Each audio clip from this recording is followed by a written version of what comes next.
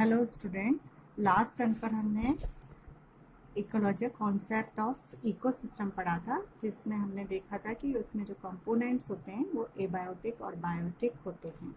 उसी को आगे कंटिन्यू हम करेंगे। हमें पता है कि प्रत्येक जीव के जीवन में वातावरण का अत्यंत महत्व होता है। जीव अपना अस्तित्व बनाए रखने के लिए वातावरण एवं वहाँ की परिस्थितियों के प्रति सतत अनुक्रिया मतलब इंटरेक्शन करता रहता है और वह अपने आप को वहाँ पर एडजस्ट करता है। वातावरण अनेक जो है हमें पता है जैविक और अजैविक कार्यों का सम्मिलित रूप होता है। तो ये जो वातावरण है ये हमारे जीवन पर या पर्यावरण जो है पूरे एनिमल्स और प्लांट्स पर बहुत इफेक्ट करता है। अब हम आज जो एबायोटिक फैक्टर्स हैं, कारक हैं जो जीव जंतुओं पर या प्लांट्स पर इफेक्ट करते हैं, हैबिटेट पर, वहाँ पर रहने वाले एनिमल्स पर, इसमें दो तरह के एबायोटिक फैक्टर्स होते हैं, फिजिकल और केमिकल फैक्टर्स। आज हम बात करेंगे फिजिकल या भौतिक कारक की, कि भौतिक कारक जो हैं वो किस तरह से वातावरण के जो भौतिक कारक हैं वो एनिमल्स, वहाँ पर रहने वाले एनिमल्स और प्लांट्स की लाइफ पर कैसे इफेक्ट करते हैं। मुख्य रूप से जो फिजिकल कारक हैं वो हैं temperature, light, current, pressure, wind, precipitation और एटमॉस्फेरिक ह्यूमिडिटी। अब इसको हम डिटेल में एक एक के बारे में पढ़ेंगे, क्योंकि इन सब का जो है वो एटमॉस्फेयर पर, वातावरण पर बहुत प्रभाव रहता है और इसीलिए एनिमल्स पर भी। सबसे पहले हम टेम्परेचर को, तापमान को लेते हैं, ताप को लेते हैं। ताप एक्चुअली क्या है? वस्तु की गर्मी को उसका ताप कहते हैं, या हम कह सकते हैं it's a form of heat energy. Sun से भी हमें थोड़ी मात्रा में टेम्परेचर मिलता है, गर्मी मिलती है। किसी भी चीज़ के टेम्परेचर को हम मेज़र कर सकते हैं, थर्मामीटर से मेज़र करते हैं, और इसको या तो डिग्री सेल्सियस में या फ़ारेनहाइट में मेज़र करते हैं। पानी का जो टेम्परेचर है उसको हम थर्मिस्टर से करते हैं, और प्लांट्स के को थर्मोकपल या विद्युत युग्म के द्वारा। इसी तरह सॉइल के टेम्परेचर को भी हम सॉइल थर्मामीटर से कर सकते हैं।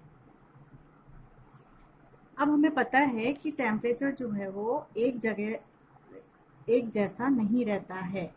जगह जगह पर पृथ्वी पर टेम्परेचर जो है वो अलग अलग हमको मिलते हैं। इसीलिए क्या होता है, प्लांट्स और एनिमल्स भी वहाँ के अलग अलग होते हैं।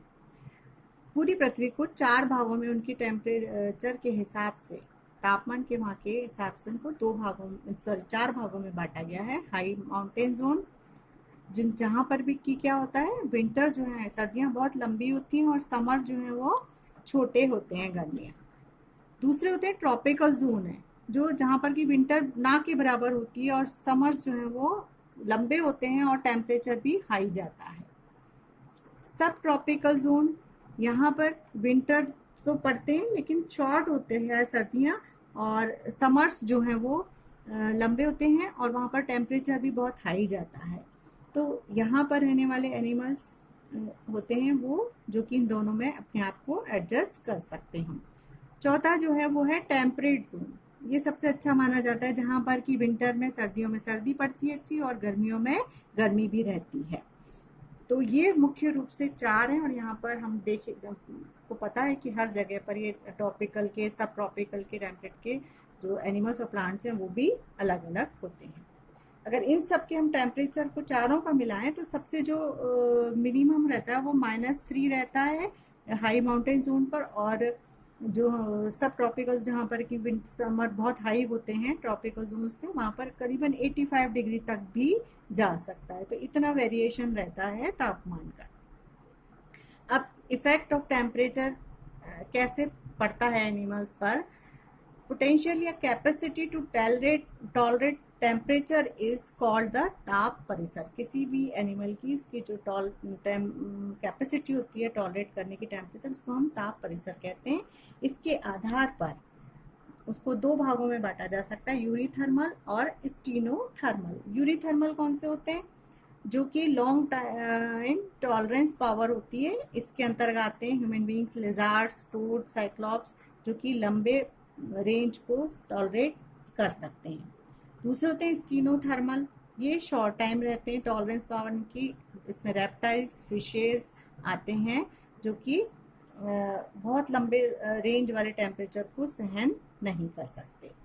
कोई भी एनिमल हो या प्लांट हो, उसका एक टेम्परेचर होता है, पर्टिकुलर टेम्परेचर, जिस पर कि उसकी सारी एक्टिविटीज़ मैक्सिमम होती हैं, उसको हम बोलते हैं optimum temperature of that animal या प्लांट। अब इस टेम्परेचर का और क्या क्या इफेक्ट हो सकता है एनिमल्स के ग्रोथ और डेवलपमेंट पर, रिप्रोडक्शन पर, थर्मल माइग्रेशन पर, मेटाबॉलिज्म पर, एटसेट्रा।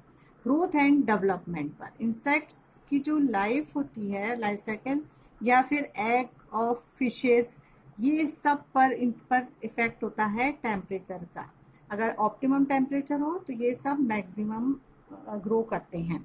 कोरल रीफ्स जो हैं वो 21 डिग्री सेंटीग्रेड पर मैक्सिमम हमको सही उनकी ग्रोथ होती है, उससे कम ज़्यादा करते हैं तो ग्रोथ को इफेक्ट करते हैं। इसी तरह प्लांट्स ऑप्टिमम टेम्परेचर अगर रहता है तो ये अच्छी फोटोसिंथेसिस की क्रिया हो जाती है प्लांट के अंदर। अगर नहीं होती है टेम्परेचर प्रॉपर तो फोटोसिंथेसिस की क्रिया भी इफेक्टेड होती है, स्लो हो जाती है। रिप्रोडक्शन पर भी बहुत इफेक्ट होता है टेम्परेचर का। इसको रिप्रोडक्टिव पीरियड जो है डिफरेंट एनिमल्स के डिफरेंट होते हैं, किसी का किसी टेम्परेचर पर मैक्सिमम रिप्रोडक्शन होता है।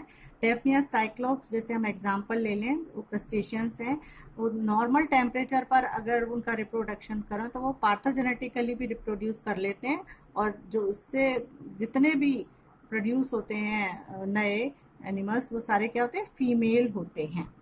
लेकिन अगर वो हाई या लो टेम्परेचर पर होते हैं तो उनसे ज़रूरी नहीं है कि सारे फीमेल्स या पार्थोजेनेटिकली वो नहीं कर पाते हैं रिप्रोड्यूस। अब इसके बाद आती है एक क्रिया होती है टेम्परेचर की वजह से इफेक्ट होती है एनिमल्स में, वो क्या करते हैं, हाइबरनेट हो जाते हैं या एस्टिवेशन की क्रिया उनके अंदर होती है। ये क्रिया कब होती है, किस एनिमल्स में होती है? एक एनिमल्स जो है वो पोइकिलोथर्मिक हो सकते हैं या होम्योथर्मिक हो सकते हैं।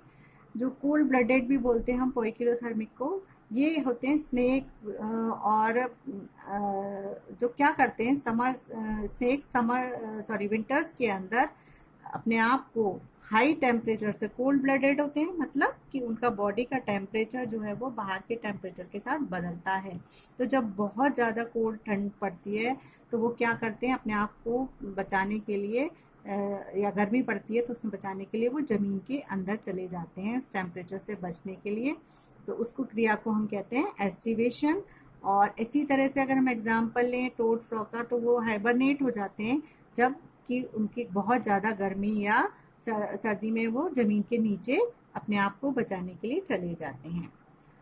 तो इस तरह से पोइकिलोथर्मिक एनिमल्स में हाइबरनेशन और एस्टिवेशन की क्रिया होती है जिससे कि वो हाई और लो टेम्परेचर से अपने आप को बचा लेते हैं। दूसरे एनिमल्स होते हैं होम्योथर्मिक, जो कि वार्म ब्लडेड हम लोग होते हैं, वो उसी एटमॉस्फेयर में अपने आप को एडजस्ट कर लेते हैं क्योंकि उनके बॉडी का जो टेम्परेचर होता है कैसा होता है, फिक्स रहता है, वो बाहर के एटमॉस्फेरिक टेम्परेचर के साथ बदलता नहीं है। अब जो टेम्परेचर का इफेक्ट है किस पर, माइग्रेशन पर, उसको कहते हैं हम थर्मल माइग्रेशन। माइग्रेशन जो है बर्ड्स में हमको देखने को मिलता है कि बर्ड्स जो हैं वो जिस स्थान पर जो उनकी हैबिटेट होती है बहुत बार उसको सहन नहीं कर पाते, तो वो अपने रिप्रोडक्शन के लिए दूसरे स्थानों पर जाती हैं क्योंकि उस टेम्परेचर पर उनका रिप्रोडक्शन अच्छा होता है। तो इस बर्ड्स के एग्जांपल हैं फ्लैमिंगो, स्वान, कॉमर क्रेन, पिनटेल, ये सारे बर्ड्स दूसरे स्थान पर माइग्रेट हो जाती हैं, वहाँ जाकर रिप्रोड्यूस करती हैं क्योंकि उनको वहाँ पर ऑप्टिमम टेम्परेचर मिल जाता है। इसी तरह जो है एनिमल्स के मेटाबॉलिज्म पर भी बहुत इफेक्ट होता है टेम्परेचर का, बल्कि ये बिल्कुल डायरेक्टली प्रोपोर्शनल होता है। टेम्परेचर बढ़ता जाता है तो मेटाबॉलिक एक्टिविटीज़ भी बढ़ती जाती हैं, लेकिन ये एक लिमिट तक, निश्चित सीमा तक ही होता है। उसके बाद अगर हम चाहें कि वो बहुत टेम्परेचर बढ़ाते चले जाए और हम सोचें कि एक्टिविटीज़ बढ़ती चले जाएगी, तो ऐसा नहीं होता है। एक निश्चित सीमा तक ही ये इसके डायरेक्टली प्रोपोर्शनल होता है। टेम्परेचर का इफेक्ट जो है वो एनिमल्स की शेप, जेनेटिक रिएक्शन, ये हमको ड्रोसोफिला में देखने को मिल जाता है। उसकी साइज़ पे भी पड़ता है। लॉन्ग विंटर्स में जो है वो किसी एरिया में उनका शेप साइज़ अलग हो जाता है। तो शेप, जेनेटिक इन्फेक्शन रिएक्शन पर भी टेम्परेचर का इफ़ेक्ट होता है। तो इस तरह से किसी भी प्लांट और एनिमल्स का टेम्परेचर पर, उसकी ग्रोथ डेवलपमेंट पर इफ़ेक्ट होता है। नेक्स्ट जो बायोटिक फैक्टर है, ए बायोटिक फैक्टर